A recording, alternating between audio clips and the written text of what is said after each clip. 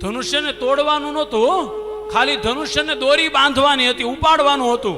પણ રામે ધનુષ્ય તોડી નાખ્યું. તોડી એટલા માટે રાખ્યું કે પોતાનું પરાક્રમ બતાવવા માટે નહીં. વાલ્મીકી રામાયણમાં વાલ્મીકી ઋષિ એમ કહે છે, આ ધનુષ્ય જે છે ને વાસ્તવમાં પરશુરામનું છે. પરશુરામે જનક રાજાના પિતાને આપ્યું હતું અને કીધું હતું કે જ્યારે કોઈ વ્યક્તિ આ ધનુષ્યને તોડશે ને ત્યારે સમજજો કે હવે રાવણનો ઉદ્ધાર થવાનો છે. ત્યાં સુધી રાવણ મરવાનો નથી. અને રાવણ ત્યારે ત્યાં મોજૂદ હાજર હતો અને રાવણે હોતે જોયું, આ બધી ઘટના રાવણે જોઈ. વાલ્મીકી રામાયણમાં લખેલું છે.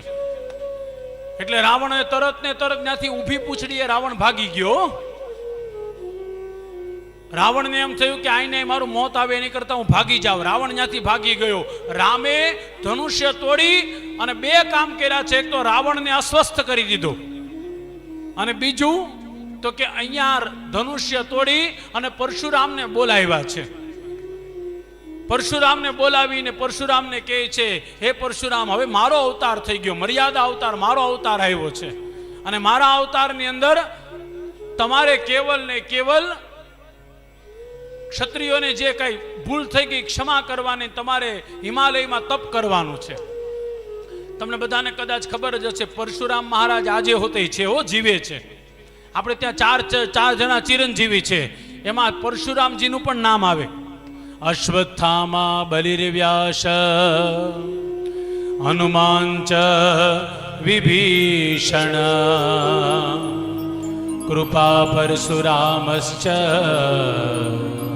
સપ્તૈતા ચિરજીવિનઃ.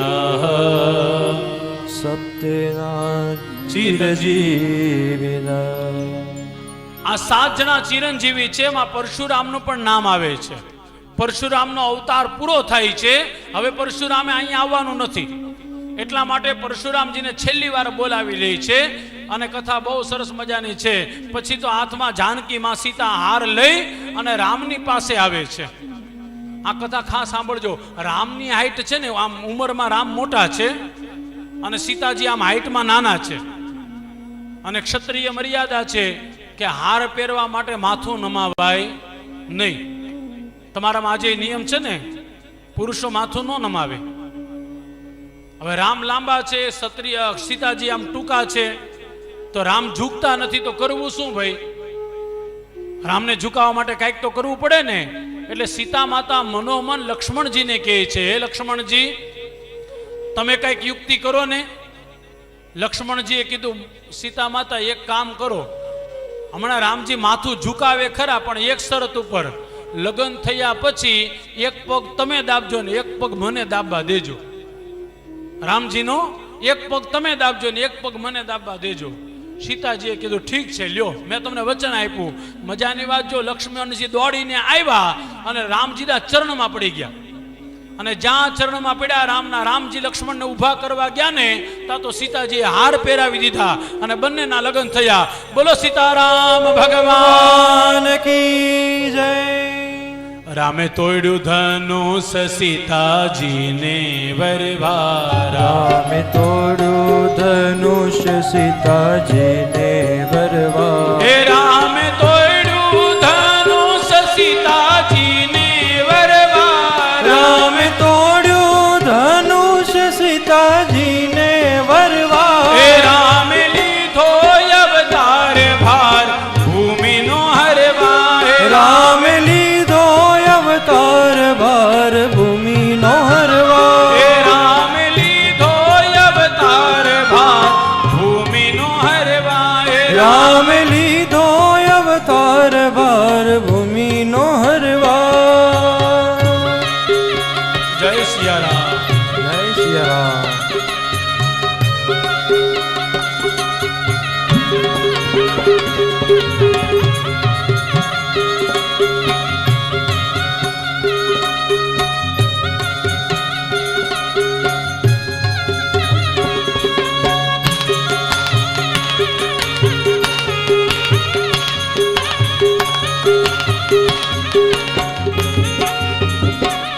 રામે લીધો અવતાર ભાર ભૂમિનો હરવા.